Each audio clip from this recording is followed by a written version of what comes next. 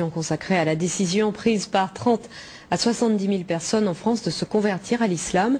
Ce sont essentiellement des femmes qui font ce choix.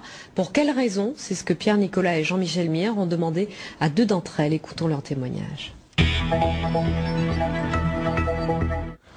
Géraldine est fière. Fière d'être bretonne, fière d'être française et fière d'être musulmane. Aujourd'hui, quand elle se promène avec ses enfants dans cette cité de l'Essonne, c'est la mosquée qui l'attire, plus l'église. Avant, lors des journées mondiales de la jeunesse, elle lançait des hurrahs au pape, la croix au cou. Pied de nez au Vatican, c'est le 15 août dernier, jour de l'Assomption, qu'elle a finalement choisi d'embrasser l'islam. Elle n'a eu qu'une phrase à prononcer. La ilaha illallah wa Muhammad Rasoul Allah. Excusez-moi pour l'arabe, encore un peu de mal. Il n'y a qu'un seul Dieu et Muhammad est son prophète. Son sens de l'orientation, elle en rigole, est aussi approximatif que son arabe, mais elle s'applique. Et là je suis évidemment inversée.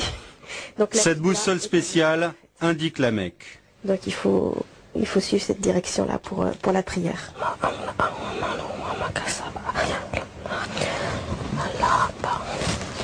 Depuis qu'elle porte le voile, sa fille trouve que maman ressemble à une africaine, mais Géraldine se sent mieux dans sa peau.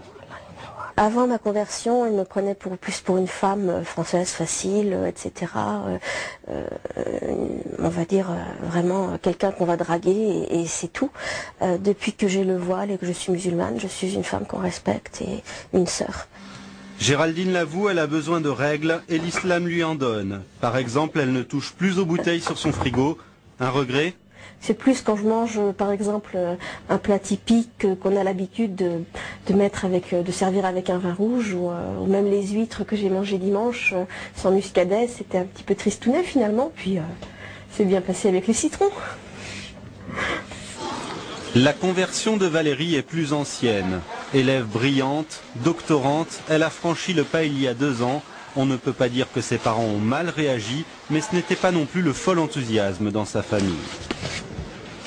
Je dirais pas que ça les a intéressés. C'est-à-dire que je pense pas qu'il y ait une personne dans ma famille qui ait lu un livre sur l'islam depuis ma conversion. Ou qui ait fait une quelconque recherche. C'est plutôt arrête de nous saouler avec ça. Avant même de devenir musulmane, Valérie était choquée par l'interdiction du voile à l'école, choquée aussi par un monde occidental trop matérialiste à son goût. Ce qui me choque le plus, c'est sur quoi on valorise les personnes en fait. C'est bien si on est compétitif sur le marché, même si on est un peu requin, un peu filou, arnaqueur, c'est pas grave, si on est compétitif, si on sait se vendre, tout est une question de commerce, il n'y a plus que ça.